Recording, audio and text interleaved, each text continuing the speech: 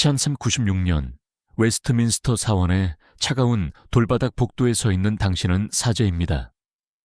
가을 공기에 입김이 희뿌옇게 퍼지고 기도서를 손에 꼭 쥔 채로 궁정에서 떠도는 소문을 듣습니다. 영국 역사상 가장 이례적인 왕실 결혼식이 준비되고 있다는군요. 신부는 프랑스에서 온 공주, 프랑스 왕 샤를의 딸이라고 합니다. 당신은 수많은 결혼을 축복하고 많은 이들의 손을 성스러운 결혼의 이름으로 이어줬지만 이런 소라는 처음 봅니다. 거대한 참나무 문이 열리고 결혼식 일행이 들어오자 당신의 눈은 놀라움으로 커집니다. 신랑인 리처드 2세 국왕은 29세로 키가 크고 위엄이 있으며 금빛 머리카락이 스테인드 글라스 창문을 통해 들어오는 빛에 반사됩니다. 그의 옆에는 어린 소녀가 있습니다. 그의 팔꿈치 높이도 겨우 닿을 정도로 작고 장갑 낀 그의 손에 그녀의 작은 손이 완전히 묻혀 있습니다. 이 소녀는 화려한 프랑스 드레스를 입고 작은 머리에 너무 무거워 보이는 진주로 따은 머리를 한 이사벨라 드 발루아, 새로운 영국 왕비입니다. 당신은 재단 난간을 붙잡으며 마음을 가다듬습니다. 평생 12세나 13세의 어린 신부를 본 적은 있지만 이렇게 어린 6, 7세 정도의 신부는 처음입니다. 하지만 당신은 이 시대를 이해합니다. 삶은 짧고 불확실합니다. 50년 전 대역병이 인구의 절반을 앗아갔죠. 왕들은 가능한 한 빨리 동맹을 확보해야 하고 결혼은 어떤 문서나 봉인보다 더 확실히 조약을 맺습니다. 의식이 시작되자 당신은 아이의 얼굴을 봅니다. 그녀는 두려움보다 호기심이 많아 보입니다. 큰 검은 눈으로 고딕 양식의 아치, 깜빡이는 촛불, 비단과 벨벳을 입은 귀족들을 둘러봅니다. 리처드 왕이 서약을 할 때 그의 목소리는 부드럽고 보호하는 듯합니다. 이건 욕망을 위한 어린 신부를 취하는 괴물이 아니라 왕국을 위해 의무를 다하는 왕입니다. 이 결혼은 완성되지 않을 것입니다. 모두가 이를 압니다. 어린 왕비는 성인이 될 때까지 영국 궁정에서 교육받고 자랄 것입니다. 이것이 당시의 관습이었습니다. 당신은 떨리는 마음에도 흔들림 없는 목소리로 그들의 결합을 축복하며 그들을 남편과 아내로 선언합니다. 이 어린 소녀가 영국 왕비가 되는 모습을 보며 위험한 왕실 정치의 게임 속에서 그녀를 기다리는 운명이 궁금해집니다. 이 잊혀진 생존과 고난의 이야기를 깊이 파헤치기 전에 역사 속 숨겨진 진실을 알아가는 걸 좋아한다면 좋아요 버튼을 누르고 구독해 주세요. 그리고 아래의 댓글로 어디서 이 이야기를 듣고 있는지 알려주세요. 전 세계 곳곳에서 시간과 공간을 넘어 과거에 대한 호기심으로 우리가 함께 이 오래된 이야기를 탐험하고 있다는 게 놀랍습니다. 이사벨라 드 발루아와 리처드 2세의 결혼은 사랑 이야기가 아니었습니다. 이는 유럽 역사상 가장 파괴적인 전쟁, 100년 전쟁을 끝내기 위한 중세 외교의 걸작이었습니다. 이사벨라의 운명을 이해하려면 그녀가 태어난 세계와 그녀의 짧고 비극적인 삶을 형성한 힘들을 먼저 알아야 합니다. 이사벨라는 389년 11월 9일 파리의 루브르 궁전에서 태어났습니다. 중세 유럽에서 가장 문제가 많았던 군주 중 하나인 그녀의 아버지 프랑스 왕 샤를 6세의 장녀이었죠. 샤를 6세는 미친 샤를로 역사에 기록될 만큼 때때로 정신 이상 증세를 보였습니다. 이로 인해 어린 공주에게는 무서운 순간들이 있었을 겁니다. 그는 유리로 만들어졌다고 믿거나 몇 달 동안 목욕을 거부하며 자신도 모르게 변해버렸죠. 이사벨라의 어린 시절을 상상해보세요. 화려하지만 불안정한 프랑스 궁정에서 어느 날은 아버지가 그녀를 무릎에 앉히고 선물을 주며 애정을 쏟았을 겁니다. 하지만 다음 날이면 그는 구석에 웅크려 암살자들이 자신을 죽이러 온다고 소리치거나 몸이 유리로 변해 깨질까봐 몇 시간 동안 꼼짝도 안 했을지 모릅니다. 이런 발작이 일어나면 궁전 하인들은 아이들을 급히 데려갔지만 두려움과 혼란은 어린 이사벨라의 눈에 남았습니다. 그녀의 어머니 바이에른의 이자보는 왕국을 지키기 위해 노력하는 강인한 여성이었습니다. 아름답고 똑똑한 이자보는 자신의 정치적 야망을 가지고 있었고 아이들이 유럽 정치의 복잡한 그물망에서 귀중한 자산임을 잘 알았습니다. 그녀는 이사벨라를 계산하는 눈으로 바라보며 그녀의 아름다움과 왕실 혈통이 언젠가 프랑스의 중요한 동맹을 가져올 것임을 알았죠. 이사벨라가 태어난 세계는 끊임없는 전쟁의 시대였습니다. 거의 60년 동안 영국과 프랑스는 100년 전쟁이라는 잔혹한 싸움에 갇혀 있었습니다. 이 전쟁은 영국의 프랑스 왕위 주장에서 시작되었지만 국가 정체성, 경제적 지배, 영토 통제를 위한 투쟁으로 발전했습니다. 프랑스 마을은 영국군의 습격으로 폐허가 되었고 영국 귀족들은 해협을 건너는 원정에 재산을 탕진했습니다. 두 왕국은 지쳤고 국권은 바닥났으며 백성들은 전쟁에 지쳤습니다. 참 90년대에 들어서며 양쪽 궁정에서 평화에 대한 소문이 돌았습니다.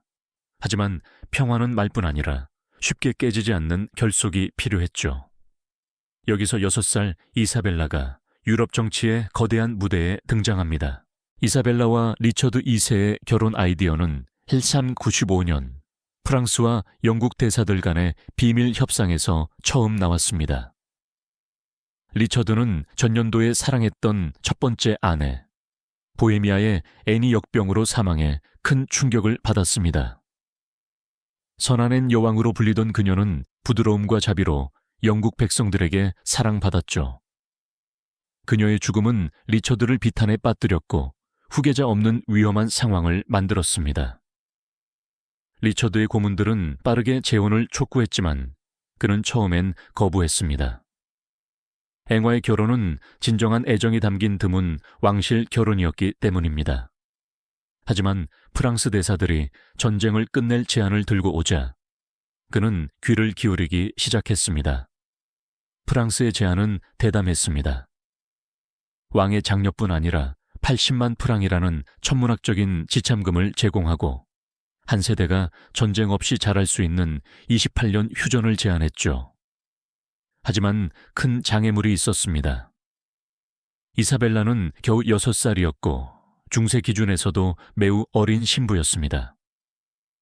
대부분의 정치적 결혼은 적어도 사춘기에 가까운 소녀들을 포함했죠.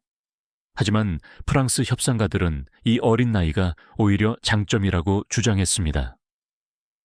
이 결혼은 두 왕국 간의 증오와 피로 얼룩지지 않은 새로운 시작을 상징할 것이며 이사벨라는 영국 궁정에서 영국 관습과 충성을 배우며 자랄 것입니다. 리처드의 고문들은 의견이 갈렸습니다. 일부는 제안의 지혜를 인정했고 지참금만으로도 왕실 재정을 충당할 수 있었으며 휴전은 스코틀랜드와 아일랜드의 위협에 집중할 기회를 줄 것이었습니다. 다른 이들은 너무 어린 신부와의 결혼이 중세 귀족들마저 충격에 빠뜨릴까 우려했죠. 하지만 리처드는 다른 이유로 흥미를 느꼈습니다. 프랑스 대사가 보낸 이사벨라의 초상화를 보고 그의 표정이 부드러워졌다고 합니다. 보호와 지도가 필요한 아이를 보며 그는 정치적 동맹뿐 아니라 아버지로서의 역할도 엿보았을지 모릅니다. 협상은 몇 달간 이어졌고 이사벨라의 미래 삶의 모든 세부사항이 논의되고 문서화되었습니다. 그녀는 프랑스 하인과 시녀를 유지하고 프랑스 관습을 따르며 가족과 편지를 주고받을 수 있었습니다. 가장 중요한 건 결혼은 그녀가 신체적으로 성숙할 때까지 완성되지 않는다는 조항이 조약에 명시되었다는 점입니다. 한편 파리에서 6살 이사벨라는 인형놀이를 하며 자신의 운명이 밀랍과 리본으로 봉인된 문서들로 결정되고 있음을 몰랐습니다. 그녀의 가정교사는 영어 문구를 가르치기 시작했고 재봉사는 왕비에 어울리는 옷을 준비했습니다. 그녀는 바다 건너 위대한 왕과 결혼할 거라는 말을 들었지만 6살 아이에게 이는 동화 속 이야기처럼 비현실적이었죠. 결혼식은 한 번이 아니라 2번 치러졌습니다. 이는 이 결합의 외교적 복잡성을 보여줍니다. 이사벨라는 헐 3큐 96년 10월 31일 영국이 통제하는 칼레 항구에서 리처드 2세와 결혼했습니다. 첫 번째 의식은 협상가와 고위 귀족들만 참석한 소규모 행사였습니다. 영국령이지만 프랑스 땅에 있는 칼레는 중립지대였죠. 칼레 성의 대강당에서 이사벨라는 금실로 수놓아진 무거운 금빛 드레스를 입고 걸음걸이를 도와줄 사람이 필요했을 정도였습니다. 리처드는 그녀의 눈높이에 맞춰 무릎을 꿇고 반지를 교환했고 그녀가 귀족들의 시선을 두려워할 때 부드럽게 턱을 들어 올렸다고 전해집니다. 1년 뒤 그녀는 웨스트민스터 사원에서 왕비로 대관했습니다. 소문에 따르면 어린 신부를 보려는 군중의 압박으로 몇 명이 목숨을 잃었다고 합니다. 영국 백성들은 어린 왕비에 대한 이야기를 듣고 호기심에 런던으로 몰려들었습니다. 대관식은 영국 귀족과 외국 관찰자들에게 이 특이한 결혼이 왕실의 전폭적인 지지를 받고 있음을 보여주기 위한 화려한 행사였습니다. 이사벨라는 영국 장미와 프랑스 백합으로 장식된 가마를 타고 런던 거리를 행진했습니다. 그녀는 작은 머리에 맞춘 왕관을 쓰고 영국 공작 부인들이 그녀의 긴 드레스 자락을 들었습니다. 군중들은 그녀가 이제 막 이해하기 시작한 영어로 축복을 외쳤고 그녀는 배운 대로 미소 짓고 손을 흔들었습니다. 대관식 추견은 3일간 이어졌으며 고개사, 음악가, 이 결혼이 양국에 가져올 영광스러운 미래를 묘사한 화려한 연극이 포함되었습니다. 이사벨라는 리처드 옆 고의석에 앉아 프랑스 가정교사가 가르친 예의로 음식을 조심스럽게 먹었습니다. 귀족들은 어린 왕비의 건강을 위해 건배했죠. 하지만 축제가 이어지는 동안 노련한 궁정인들은 이 평화가 얼마나 오래 갈지 의문을 품기 시작했습니다. 중세의 휴전은 아무리 정교하게 협상해도 깨지기 쉬웠습니다. 리처드는 현재 강력했지만 귀족들 사이에서 완전히 사랑받지는 않았습니다. 그가 측근들에게 너무 의존하고 프랑스와 평화를 맺으려는 모습이 약점으로 보인다는 불만이 있었죠. 하지만 당장은 이사벨라가 안전했습니다. 리처드는 그녀를 웨스트민스터 궁에 독립된 거처에 머물게 했고 프랑스와 영국 시종들이 섞인 신중히 선택된 가신들을 배치했습니다. 그녀의 하루는 언어와 궁정 예절, 영국 궁정의 복잡한 에티켓을 배우는 수업으로 가득했습니다. 그녀는 영국식으로 절하는 법, 식사 때 맥주보다 포도주를 선호하는 법, 프랑스 억양이 아닌 궁정 억양으로 영어를 말하는 법을 배웠습니다. 리처드는 그녀의 교육과 복지에 적극적으로 관심을 보였습니다. 당시 기록에 따르면 그는 정기적으로 그녀의 거처를 방문해 아일랜드의 이국적인 새, 옥스퍼드의 고급 서적, 런던 최고 장인이 만든 악기를 선물했다고 합니다. 그는 그녀와의 시간을 진심으로 즐겼고 그녀도 그의 방문을 기대하며 공식적이면서도 애정이 담긴 태도로 그를 맞이했습니다. 궁정의 다른 아이들은 이사벨라를 빠르게 받아들였습니다. 중세 왕실은 보통 왕의 가족과 함께 교육받는 수많은 젊은 귀족 아이들을 포함했죠. 이사벨라는 특히 리처드의 지지자인 홀랜드 가문의 딸 마거릿 홀랜드와 친구가 되었습니다. 마거릿은 이사벨라보다 2살 많았지만 어린 왕비에게 세상 물정을 아는 듯 보였죠. 마거릿은 이사벨라에게 영국 아이들 놀이를 가르치고 믿을 수 있는 신여를 알려주며 아이들도 완전히 벗어날 수 없는 정치적 흐름을 설명했습니다. 두 소녀는 이사벨라의 개인 정원에서 몇 시간 동안 바느질을 하며 마거릿은 영국 귀족 가문의 계보와 궁정 예의 아래 숨어있는 오래된 불화를 설명했습니다. 이사벨라는 빠르게 배웠고 프랑스인으로서의 시각으로 영국 정치를 바라보며 나이 많은 동료들을 놀라게 하는 통찰을 보여줬습니다. 왜 영국 귀족들은 서로를 그렇게 주의 깊게 관찰하나요? 라고 그녀가 마거릿에게 물었습니다. 프랑스에도 파벌과 다툼이 있지만 여기선 모두가 뭔가 일어나길 기다리는 것 같아요. 마거릿은 리처드의 통치가 처음부터 귀족들과의 갈등으로 점철되었다고 설명했습니다. 그가 젊었을 때 큰 반란이 있었고 그는 반대한 이들을 완전히 용서하지 않았습니다. 반면 많은 귀족들은 리처드가 측근들을 너무 좋아하고 전쟁과 통치에서 그들의 조언을 무시한다고 생각했죠.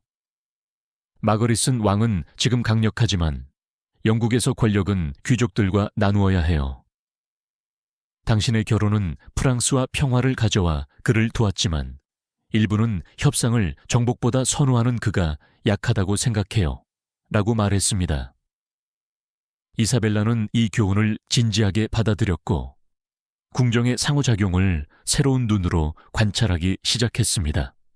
리처드가 방에 들어오면 특정 귀족들이 조용해지는 모습, 그녀가 나타나면 대화가 바뀌는 모습, 심지어 프랑스 시녀들도 정치적 문제를 논할 때 신중히 말하는 모습을 눈치챘습니다. 1397년과 1498년은 이사벨라에게 평화롭게 흘렀습니다. 그녀는 작은 아이에서 자신감 있는 소녀로 자랐고 영어가 유창해졌으며 궁정 생활에 대한 이해도 깊어졌습니다. 리처드는 계속해서 그녀를 아버지처럼 다정하게 대했고 그녀는 영국에서 진정으로 집처럼 느끼기 시작했습니다.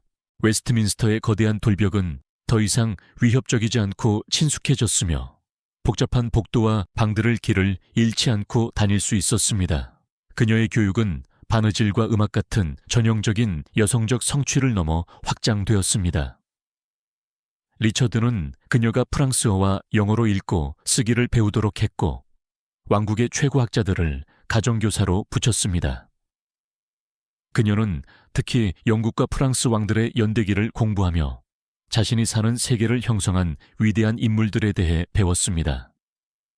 그녀가 가장 좋아한 수업은 지도였습니다. 학자 윌리엄 선생은 그녀의 공부방 바닥에 큰 양피지를 펼쳐 양국의 영토를 보여주며 지리가 수세기 동안의 갈등에 어떻게 영향을 미쳤는지 설명했습니다. 이사벨라는 지도 옆에 무릎을 꿇고 해안선을 손가락으로 따라가며 군대와 대사들을 해협을 오가는 배들을 상상했습니다. 윌리엄 선생은 도버와 칼레 사이에 좁은 바다를 가리키며 여기 이 작은 바다가 우리 민족들 사이에 다리이자 장벽이었어요. 당신의 결혼은 이 바다가 마침내 다리 역할만 하기를 바라는 희망을 나타냅니다. 라고 말했습니다. 이사벨라는 8살에도 자신이 단순한 소녀가 아니라 적대적이었던 두 나라의 평화 상징임을 이해하며 엄숙히 고개를 끄덕였습니다. 하지만 이사벨라는 곧 상징이 중세 정치의 폭력적인 세계에서 얼마나 깨지기 쉬운지 배우게 됩니다. 1399년 초 궁정 분위기에 변화가 감지되었습니다. 그녀가 나타나면 대화가 더 갑작스럽게 멈췄고 시녀들은 그녀가 보지 않을 때 걱정스러운 눈빛을 교환했습니다. 마거릿 홀랜드마저 산만하고 불안해 보였습니다. 리처드도 달라졌습니다. 그는 이사벨라의 거처를 덜 방문했고 방문할 때는 근심에 잠긴 듯 템즈 강을 바라보며 지평선에 배가 나타나길 기다리는 듯 했습니다. 선물도 끊겼고 이사벨라는 자신이 무언가 잘못했는지 궁금해했습니다. 사실은 훨씬 심각했습니다. 리처드는 통치 중 가장 큰 위기를 맞고 있었습니다. 그의 사촌 헨리 볼링부르기 전년도에 추방당했지만 군대를 이끌고 돌아와 상속 재산을 되찾겠다고 주장했지만 더 큰 야심이 분명했습니다. 영국 귀족들, 특히 리처드의 통치에 불만이던 이들은 헨리의 깃발 아래 모여들었습니다. 이사벨라가 안전하다고 느꼈던 안정은 빠르게 무너졌습니다. 이사벨라는 어느 날 아침 영국 시녀 몇 명이 밤사이에 사라진 것을 깨닫고 상황의 심각성을 알았습니다. 프랑스 시종들에게 물었지만 모호한 대답만 들었습니다. 오후가 되자 창문 아래 마당에서 고함 소리가 들렸고 낯선 문장을 단 무장한 남자들을 보았습니다. 그날 저녁 마거릿 홀랜드가 창백한 얼굴로 이사벨라의 방으로 뛰어들었습니다. 지금 짐을 싸야 해요. 꼭 필요한 것만요. 오늘 밤 웨스트민스터를 떠납니다. 어디로 가나요? 이사벨라가 심장이 뛰며 물었습니다. 런던 탑으로요. 왕이 당신의 안전을 위해 그러라고 했어요. 마거릿은 말을 끝내지 않았지만 이사벨라는 이해했습니다. 런던 탑은 궁전이자 감옥이었고 정치적 격변 속에서는 그 차이가 의미 없어졌습니다.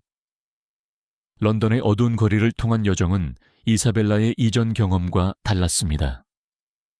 화려한 행렬 대신 무장한 호위대와 함께 작은 마차로 이동했습니다. 커튼이 쳐져 있었지만 도시의 위협적인 소리가 들렸습니다. 런던 탑에 도착한 이사벨라는 편안하지만 감금용으로 설계된 방에 머물렀습니다. 창문은 철창으로 막혀 있고 입구마다 경비가 있었습니다. 프랑스 시녀들은 남았지만 영국 시종들은 대부분 해고되었습니다. 영국에 온 이후 처음으로 이사벨라는 진정 고립되었다고 느꼈습니다. 이틀째 되던 날, 리처드가 찾아왔고 그의 변화는 충격적이었습니다. 자신감 있고 다정한 왕은 사라지고 몇 주 만에 몇 년은 늙은 듯한 남자가 있었습니다. 옷은 구겨지고 머리는 흐트러졌으며 눈에는 그녀의 아버지의 광기와 비슷한 야생적인 빛이 있었습니다. 사랑하는 아이야. 그는 그녀 앞에 무릎을 꿇으며 말했습니다. 상황이 어려워졌어. 내 통치권을 의심하고 너의 아버지 왕국과 이룬 평화를 뒤엎으려는 자들이 있어. 이제 9살로 3년 전보다 훨씬 성숙해진 이사벨라는 그 말의 의미를 알았습니다. 아직 왕이시죠? 그녀가 직설적으로 물었습니다. 리처드는 쓰게 웃으며 지금은 그렇지만 헨리 볼링브룩이 많은 지지자를 얻었어. 내가 너를 예전처럼 지킬 수 없을지도 모르오. 그들의 대화는 전례 없는 것이었습니다. 리처드는 그녀를 보호해야 할 아이가 아닌 정치적 동등자로 대하며 상황의 현실을 설명했습니다. 헨리가 왕위를 주장하고 많은 귀족이 리처드를 버렸으며 영국과 프랑스의 평화가 위태롭다고 했습니다. 저는 어떻게 되나요? 이사벨라는 어른도 놀랄 침착함으로 물었습니다. 모르오, 리처드가 인정하며 그 불확실성이 그를 괴롭히는 듯 보였습니다. 헨리가 너를 너의 아버지와의 협상 카드로 사용할 수도 있고 우리의 결혼을 존중하며 계속 보호할 수도 있어. 그가 프랑스와의 평화를 그의 야심보다 우선시할지에 달렸어. 이사벨라는 중세 정치의 잔혹한 계산법을 처음 배웠습니다. 그녀의 인간으로서의 가치는 상징이자 외교적 자산으로서의 가치에 비해 부차적이었습니다.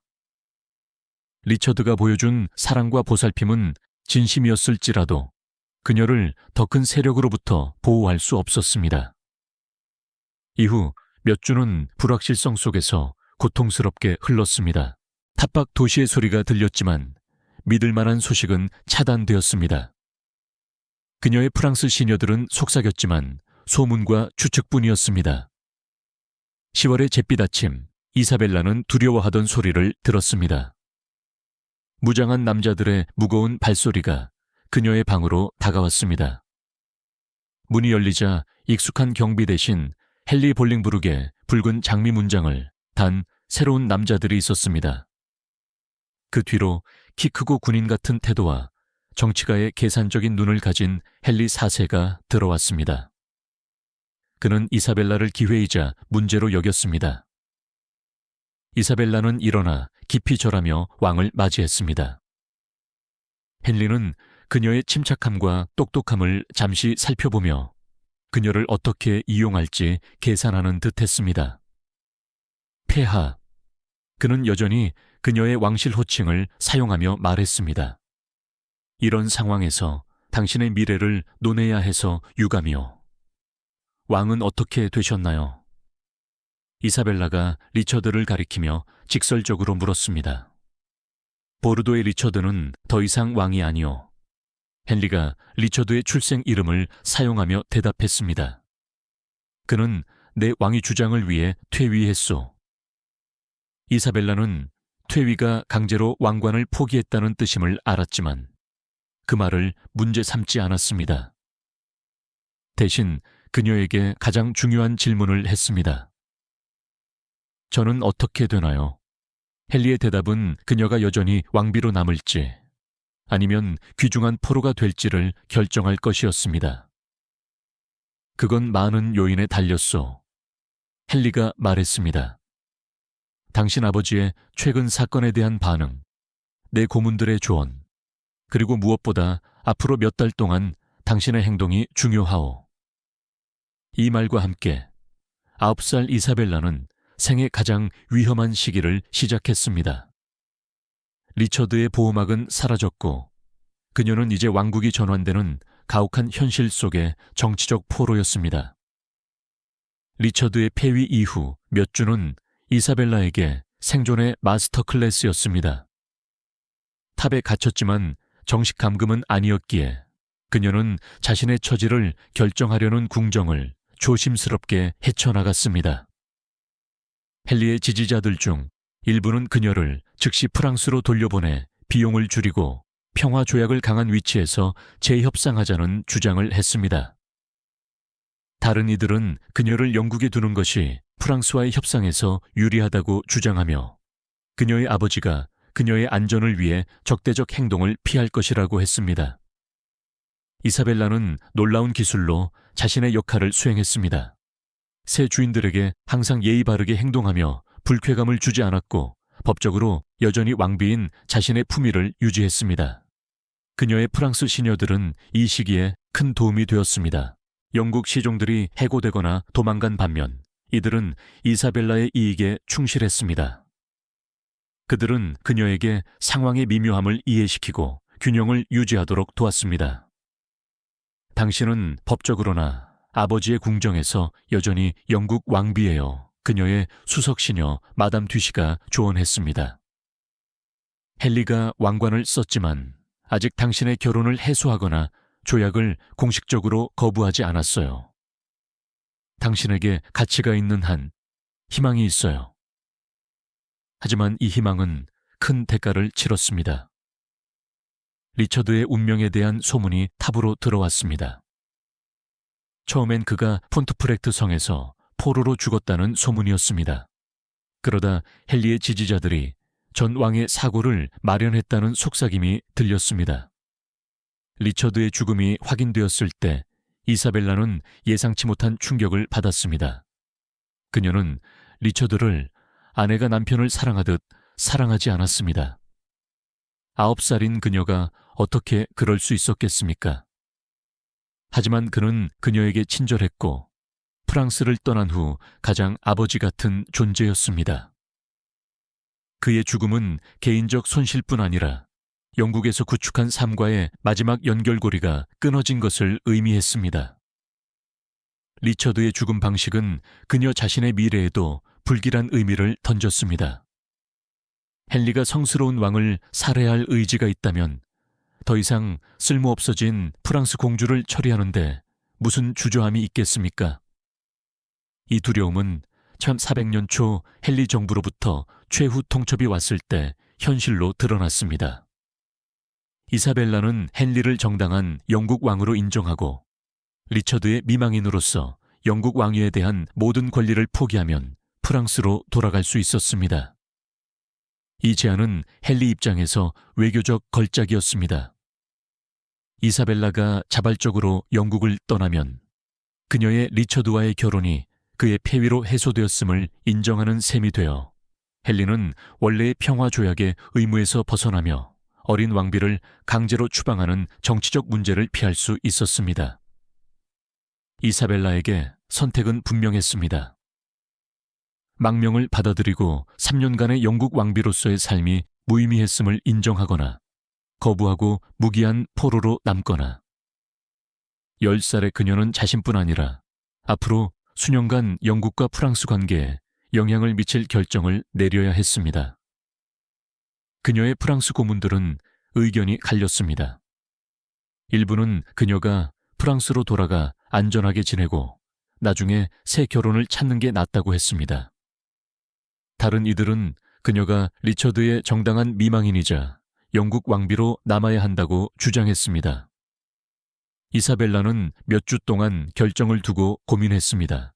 프랑스로 돌아가 가족을 다시 보고 헨리의 불확실한 궁정을 벗어나고 싶었지만 헨리의 조건을 받아들이는 것은 리처드의 기억을 배신하고 그가 지키려 했던 평화를 포기하는 것임을 알았습니다.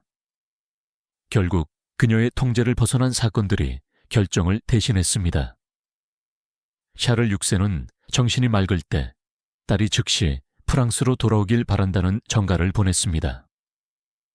이사벨라의 지위에 대한 추가 협상이 프랑스 왕실에 대한 적대 행위로 간주될 것이라는 메시지였습니다.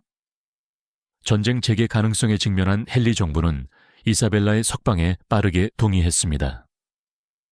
그녀의 석방 조건은 의도적으로 모호하게 유지되어 양측이 정치적 필요에 따라 이를 자발적이거나 강제적인 것으로 해석할 수 있었습니다.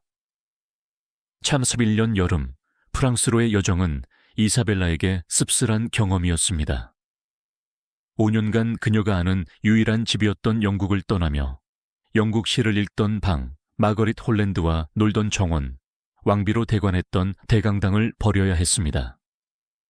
동시에 그녀는 5년간 낯설게 변한 가족과 나라로 돌아가고 있었습니다. 그녀는 이제 약간의 영국 억양으로 프랑스어를 말했고 프랑스 패션보다 영국 패션을 선호했으며 아버지의 궁정 예절을 다시 배워야 했습니다. 6살의 파리를 떠난 소녀는 11살의 젊은 여성으로 돌아왔고 프랑스 친척들이 완전히 이해할 수 없는 경험들로 형성되었습니다. 부모와의 재회는 아버지의 악화된 정신 상태로 복잡했습니다. 이사벨라가 도착했을 때 샤를 6세는 최악의 발작 중 하나로 보이지 않는 적에게 쫓긴다고 믿으며 가족을 알아보지 못했습니다. 몇 주 뒤 정신이 돌아왔을 때 그는 이사벨라의 존재에 혼란스러워하며 그녀가 영국 왕과 결혼했었다는 사실을 잊은 듯 했습니다. 어머니 이자보는 더 따뜻하게 맞이했지만 계산적이었습니다. 프랑스 왕비는 즉시 이사벨라의 독특한 지위를 이용해 프랑스의 이익을 도모할 방법을 고민했습니다. 영국 왕의 미망인으로서 이사벨라는 외교적 지위를 가졌고 영국 정치와 군사 능력에 대한 귀중한 정보를 제공할 수 있었습니다. 이사벨라는 자신의 충성심과 지식에 대한 상충하는 요구 사이에 끼었습니다. 프랑스 태생으로 프랑스 땅에 돌아왔지만 영국 왕비였던 그녀는 영국에 대한 의무를 느꼈습니다. 어머니의 고문들이 영국의 방어체계나 헨리의 귀족 지지에 대해 물었을 때 그녀는 군사적 계획에 쓰일 세부 사항을 피하며 일반적인 정보만 주었습니다. 프랑스로 돌아온 후 몇 달은 적응과 성찰의 시간이었습니다. 그녀는 더 이상 어린아이가 아니었지만 완전한 성인도 아니었습니다. 11살에 그녀는 이미 대부분의 사람들이 평생 겪지 못할 정치적 격변과 개인적 상실을 경험했습니다. 이제 문제는 중세 유럽 정치에서 그녀가 어떤 역할을 할지였습니다. 전 영국 왕비로서 그녀는 다양한 유럽 귀족들에게 매력적인 결혼 대상이었지만 이는 잠재적 결혼을 복잡하게 했습니다. 일부 구원자들은 그녀의 왕실 지위와 정치적 중요성에 주눅들었고 다른 이들은 그녀 자체보다 그녀와 결혼의 정치적 이점에 관심이 있었습니다.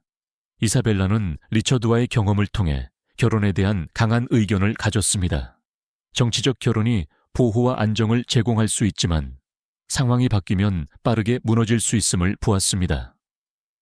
미래의 남편은 그녀를 단순한 외교적 자산이 아닌 자신의 지성, 선호, 야망을 가진 젊은 여성으로 이해해야 했습니다.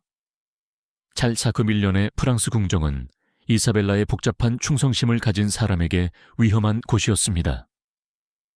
영국과의 전쟁으로 반영국 정서가 높았고 영국 왕비로 지낸 그녀는 일부 궁정인들에게 의심의 대상이었습니다.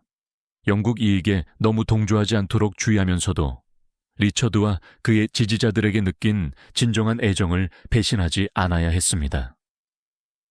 동시에 아버지의 정신적 불안정으로 프랑스 정부는 경쟁하는 귀족 파벌들에 의해 통제되었고, 이사벨라는 특정 파벌의 도구로 이용되지 않도록 조심해야 했습니다.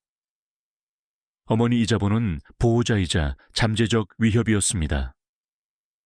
프랑스 왕비는 이사벨라의 복지를 진심으로 걱정했지만 그녀의 경험과 연결을 왕실의 자원으로 보았습니다. 이사벨라는 프랑스 이익을 위해 행동해야 한다는 기대를 받았지만 이는 때때로 그녀의 선호나 도덕적 신념과 충돌했습니다. 첼사검 2년 헨리 4세가 영국에서 심각한 반란에 직면했다는 소식이 들려왔습니다. 그의 지지자였던 퍼시 가문이 반대했고 웨일스와 스코틀랜드에서도 봉기가 일어났습니다. 프랑스 궁정의 일부는 이를 영국 침공 기회로 보고 이사벨라를 플랜테저넷 왕조의 정당성을 상징하는 인물로 내세우자는 주장을 했습니다. 이사벨라는 이에 경악했습니다. 영국이 내전으로 찢어지는 걸 원치 않았습니다. 헨리의 찬탈에 대한 감정과 상관없이 그녀가 아는 영국 백성들, 하인, 가정교사, 어린 시절 친구들, 은통치자들의 정치적 범죄와 무관했습니다. 그녀의 이름으로 프랑스 군대가 영국 마을을 파괴한다는 생각은 끔찍했습니다. 영국에 대한 군사 행동에 대한 의견을 묻자 이사벨라는 신중히 말했습니다. 침공은 양측의 막대한 사상자를 초래하고 영국 백성들은 헨리에 대한 감정과 상관없이 조국을 방어할 것이며 영국의 자연 방어와 군사 전통으로 성공이 보장되지 않는다고 지적했습니다. 그녀의 반영국 행동 거부는 프랑스 강경파들로부터 분열 충성이라는 비판을 받았지만 평화로운 영국 관계가 프랑스에 더 이익이라는 온건파들의 지지를 얻었습니다. 첼스칵 3년 이사벨라의 사촌이자 샤를 6세의 동생의 아들인 오를레앙 공작 샤를로부터 결혼 제안을 받으며 상황이 새롭게 복잡해졌습니다. 29세의 오를레앙 공작은 리처드와 동갑이었지만 이제 14세에 가까운 이사벨라에게 나이차는 덜 중요해 보였습니다. 이 결혼은 여러 면에서 매력적이었습니다. 이사벨라를 프랑스 왕실 안에 두어 외국 세력의 외교적 자산이 되는 것을 막고 유럽에서 가장 세련된 궁정 중 하나와 연결했습니다. 샤를은 예술과 문학의 후원자이자 유능한 군사 지휘관으로 알려졌죠. 이사벨라에게 이 결혼은 순수한 정치적 계산이 아닌 상호 존중을 기반으로 한 가능성을 제공했습니다. 샤를과의 첫 진지한 결혼 논의에서 이사벨라는 그가 리처드와 얼마나 다른지 깨달았습니다. 리처드는 부드럽고 초현실적이었다면 샤를은 열정적이고 세상에 몰두했습니다. 그는 그녀를 보호해야 할 아이가 아닌 의견과 경험이 중요한 동등자로 대했습니다. 나는 영국의 전 왕비와 결혼하려는 게 아니에요. 그는 사적인 대화에서 말했습니다. 두 왕국의 궁정을 견디고 품위를 지킨 놀라운 젊은 여성 이사벨라 드 발로아와 결혼하려는 거예요. 이사벨라는 처음으로 샤를에게 진심으로 끌렸습니다. 14세에 그녀는 더 이상 아이가 아니었고 자신의 욕망과 선호를 발견하는 젊은 여성이었습니다. 샤를은 잘생기고 세련되며 똑똑했지만 무엇보다 그녀를 정치적 자산이 아닌 개인으로 보았습니다. 결혼 협상은 기본 조건에 합의한 후 빠르게 진행되었습니다. 이사벨라는 전 왕비로서의 지위와 귀중한 정치적 연결을 가져왔고 샤를은 프랑스 사회에서 안정된 위치와 보호를 제공했습니다. 결혼식은 참미건 6년 6월 파리 노트르담 대성당에서 열렸습니다. 이사벨라의 첫 결혼과 달리 이 행사는 프랑스 왕실의 힘과 번영을 과시하는 화려한 축제였습니다. 16세의 이사벨라는 금빛 백합이 수놓인 깊은 파란색 비단 드레스를 입고 사파이어와 진주로 장식된 왕관을 썼습니다.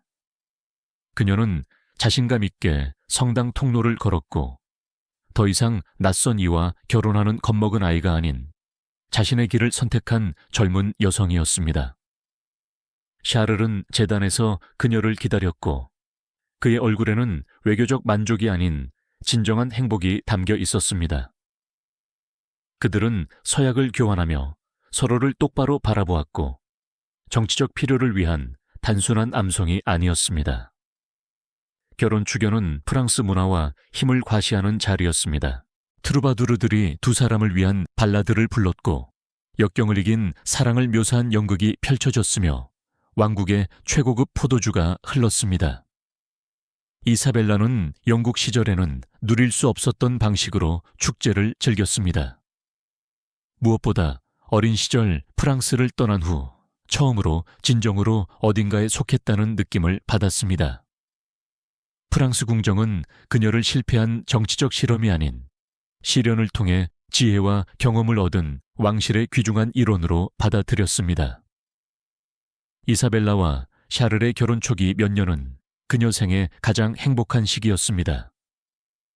샤를은 헌신적인 남편이자 문학, 음악, 예술에 대한 관심을 공유하는 지적 동반자였습니다. 그의 블루아 궁정은 유럽 전역의 시인, 학자, 예술가들을 끌어모으는 문화 중심지였습니다. 이사벨라는 열정적으로 이 역할에 뛰어들어 트루바두르를 후원하고 필사본을 의뢰하며 수도사들이 중요한 텍스트를 복사하고 보존하는 필사실을 설립했습니다. 영국에서의 경험은 그녀에게 유럽 문화에 대한 독특한 시각을 주었고 이를 프랑스와 외국 궁정 간의 지적 교류를 촉진하는 데 사용했습니다. 그녀는 또한 자신의 정치적 목소리를 키워갔습니다. 샤를은 그녀의 영국 사정에 대한 통찰을 소중히 여겼지만 더 중요하게는 그녀의 판단을 존중했습니다. 이사벨라는 단순한 장식적 배우자가 아닌 진정한 통치 파트너가 되었습니다. 차급 7년, 첫 딸 잔이 태어났습니다. 이사벨라는 아버지의 혼란스러운 통치 중에 어머니가 보여주지 못했던 부모 역할을 다짐하며 궁정 의사들의 반대에도 직접 아기를 돌봤습니다. 잔을 처음 안았을 때 이사벨라는 깊은 완성감을 느꼈습니다.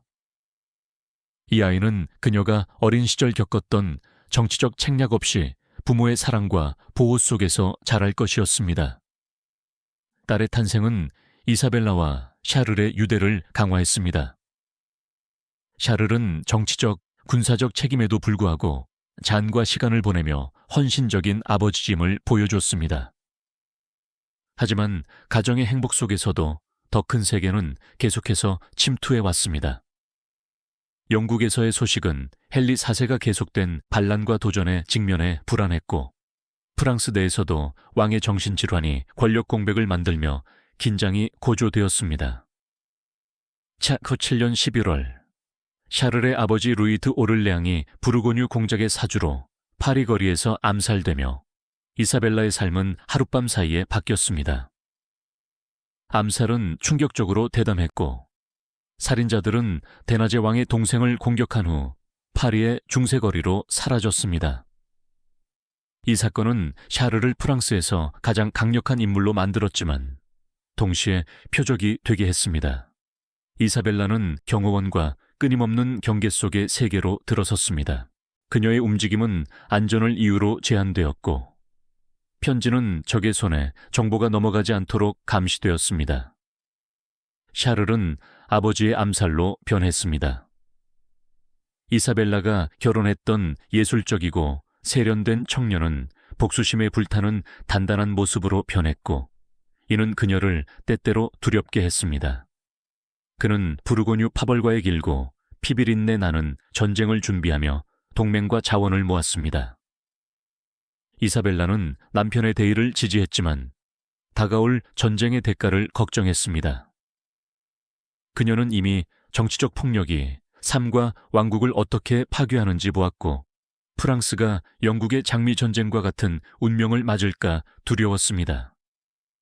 찰상 8년, 둘째 아이이자 아들인 샤를이 태어나며 잠시 정치적 긴장이 완화되었습니다. 남자 후계자의 탄생은 오를레앙 가문의 프랑스 지도력 주장을 강화했지만 동시에 그들을 더 큰 표적으로 만들었습니다. 이사벨라는 아들의 교육에 특히 신경 썼습니다. 그녀는 아들이 고귀한 출생의 특권과 책임을 이해하고 중세 정치의 위험한 세계를 인간성을 잃지 않고 헤쳐나갈 수 있는 품성을 갖추길 바랐습니다. 그녀는 영국 궁정에서의 경험을 바탕으로 아들이 여러 언어를 배우고 유럽 왕국들의 역사를 공부하며 외교 기술을 익히도록 했습니다. 내전 초기 몇 년은 양측을 지치게 하는 전투와 공성전으로 점철되었습니다. 이사벨라는 샤를이 전역에 나간 동안 가문의 영지를 관리하며 중세전쟁과 통치의 복잡한 물류를 익혔습니다. 그녀는 동맹을 유지하는 외교 기술과 군대에 보급품과 지원을 보내는 조직 능력을 발휘하며 놀라운 적응력을 보여줬습니다. 이 시기에 그녀의 편지는 혼란스러운 아이에서 자신의 운명을 통제하는 성숙한 여성으로 변한 모습을 보여줍니다. 전쟁은 프랑스에 엄청난 피해를 입혔습니다. 지역 전체가 군대 황폐화되었고 무역이 중단되며 백성들은 양측 병사들의 약탈로 고통받았습니다. 이사벨라는 가능한 한 구호를 제공하며 자선재단을 설립하고 전투가 가장 심한 지역에서 피난민들에게 안전한 통행을 협상했습니다. 전쟁 피해자들을 돕는 그녀의 노력은 프랑스 전역에서 명성을 높였고 그녀는 단순한 오를레앙 공작 부인이 아닌 백성들에 대한 책임을 기억하는 자비로운 지도자로 알려졌습니다. 1039년, 셋째 아이인 딸 마르그리트가 태어났지만 이는 기쁨이자 불안의 원천이었습니다. 이제 20세인 이사벨라는 반복된 임신으로 건강이 악화되었습니다. 중세의학은 산모 사망에 대한 이해가 부족했지만 그녀는 매 출산의 위험을 인식했습니다. 마르그리트의 출산은 특히 위험했고 이사벨라는 출혈과 감염으로 생사를 오갔습니다. 샤를은 그녀의 곁을 떠나지 않았고 유럽 전역에 그녀의 회복을 위한 기도가 보내졌습니다. 그녀가 죽을지도 모른다는 가능성은 그들의 행복의 취약함과 아이들의 불확실한 미래를 직면하게 했습니다. 이사벨라의 회복은 느리고 불완전했습니다. 출산은 그녀의 건강을 영구히 손상시켰고 그녀는 약해지고 중세 인구를 괴롭히던 다양한 질병에 취약해졌습니다.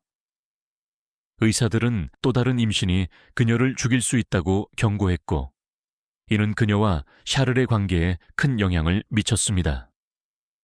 그들의 신체적 친밀함은 임신에 대한 두려움으로 조심스럽고 제약받게 되었습니다.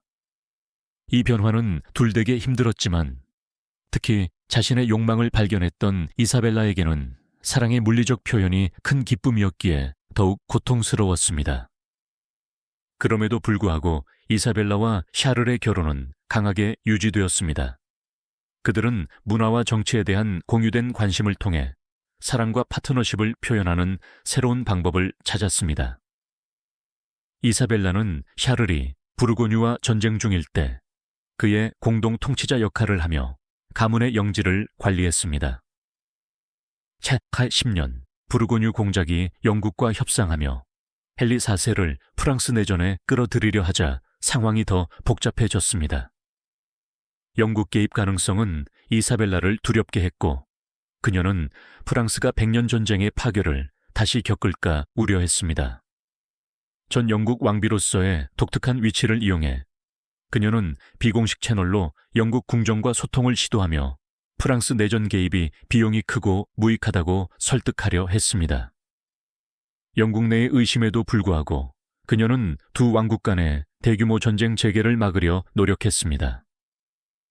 이 외교적 노력은 그녀의 정치적 운영자로서의 성숙함을 보여주었습니다. 그녀는 자신의 가치가 왕실 연결뿐 아니라 유럽 정치의 큰 패턴을 보고 여러 이익을 동시에 충족하는 전략을 세우는 능력이 있음을 알았습니다. 그녀의 성공은 프랑스와 해외에서 명성을 높였고 그녀는 남편의 영지뿐 아니라 프랑스 정책 전반에 대한 자문을 받게 되었습니다. 샤르기 11년과 헨사이 22년, 이사벨라의 건강은 계속 악화되었습니다. 마르그리트의 출산으로 인한 손상은 호흡기 감염에 취약하게 했고 만성 피로로 일상 활동이 어려워졌습니다. 그녀는 점점 더 많은 시간을 기도와 명상에 보냈고 자신의 시간이 얼마 남지 않았음을 직감한 듯 했습니다. 그럼에도 그녀는 정신적으로 날카롭고 가족과 책임에 정서적으로 몰두했습니다. 아이들의 교육을 계속 감독하고 가문의 정치적 사무를 관리하며 문화적 관심을 추구했습니다. 차스컹 9년 봄, 오를레앙과 부르고뉴 파벌 간의 예비 평화 협상이 시작되며 잠시 희망이 보였습니다. 이사벨라는 외교 기술과 공정함으로 양측의 간극을 좁히는 데 중요한 역할을 했습니다. 협상은 결국 실패했지만 그녀의 노력은 널리 칭찬받았고 미래 갈등에서 중재자로서의 입지를 강화했습니다. 차 간 9년이 진행되며 이사벨라의 건강은 극적으로 악화되었습니다. 마르그리트 출산 이후에 만성호흡기 문제는 악화되었고 그녀는 아마 결핵으로 사망에 이르렀습니다. 중세 의사들은 그녀의 상태가 심각함을 알았지만 원인을 몰랐습니다. 이사벨라는 죽음의 전망을 그녀의 삶 전반에서 보여준 용기로 맞이했습니다. 그녀는 아이들의 미래를 세심히 준비했고 정치적 위치를 확보했습니다. 마지막 몇 달은 죽음을 준비하며 가족과 함께 시간을 소중히 여겼습니다. 그녀는 가능한 한 일상 활동을 이어가려 했고 사랑하는 이들에게 짐이 되지 않으려 했습니다. 그녀의 용기는 전설이 되었고 세대에 걸쳐 이야기와 노래로 전해졌습니다. 이사벨라 드 발루아는 39년 9월 13일 20세에 사망했습니다. 그녀는 새 왕국과 두 결혼을 아우르는 삶을 살았고 왕실 권력의 정점과 정치적 불확실성의 나락을 경험했습니다. 그녀의 죽음은 가족과 신하뿐 아니라 그녀의 친절과 지혜로 영향을 받은 많은 이들에게 애도되었습니다. 파리의 셀레스틴 수녀원으로 그녀의 시신을 운반한 장례 행렬은 중세 프랑스에서 가장 큰 규모였습니다. 유럽 전역의 대표자들이 그녀에게 경의를 표했습니다. 샤를 드 오를레앙은 아내의 죽음에 큰 충격을 받았습니다. 그는 사랑하는 배우자이자 신뢰했던 조언자를 잃었죠. 그는 결국 재혼했지만 이사벨라와의 행복을 결코 잊지 않았습니다. 이사벨라의 아이들은 프랑스와 유럽 역사에서 중요한 역할을 했습니다. 아들 샤를은 시인이자 예술 후원자로, 딸들은 오를레앙 가문의 위치를 강화하는 결혼을 했습니다. 그들은 모두 어머니가 심어준 용기, 연민, 타인을 위한 책임감을 이어갔습니다. 이사벨라의 죽음은 프랑스와 그 너머에 정치적 파장을 일으켰습니다. 그녀의 부재는 내전의 온건한 영향을 제거했고 오를레앙과 부르고뉴 파벌 간의 갈등은 더 치열해졌습니다. 그녀가 이루려 했던 평화는 여전히 멀었고 프랑스는 계속된 내분으로 고통받았습니다. 하지만 이사벨라의 유산은 즉각적인 정치적 결과 이상이었습니다. 여성은 수동적 정치 자산으로 여겨졌던 시대에 그녀는 독립적 행동과 도덕적 리더십의 공간을 만들었습니다. 그녀의 삶은 비슷한 도전에 직면한 다른 여성들에게 영감이 되었고 후대 여성 통치자들에게 용기와 지성의 예로 인용되었습니다. 현대 역사학자들은 이사벨라의 이야기를 이해하는 데 어려움을 겪습니다. 그녀의 개인적 성취에 대한 존경과 그녀의 삶을 형성한 상황에 대한 불편함 사이에서 갈등하죠. 6살 아이와 29세 남성의 결혼은 현대의 어린이와 동의에 대한 감각을 위반합니다. 하지만 그녀의 세계를 현대 기준으로 판단하는 것은 그녀의 이야기의 깊은 인간성을 놓치는 것입니다. 그녀는 왕실 아이들을 외교 자산으로 여기는 체제에 태어났지만 그 한계를 넘어 의미 있는 삶을 만들었습니다. 그녀의 결혼은 상호 존중과 애정의 파트너십이 되었고 그녀의 용기와 연민은 인간의 성장과 도덕적 용기의 지속적인 능력을 보여줍니다. 이사벨라 드 발루아의 이야기는 우리에게 역사가 단순히 군대와 왕국의 흥망이 아니라 그 사건을 겪고 선택으로 형성한 개인들에 관한 것임을 상기시킵니다.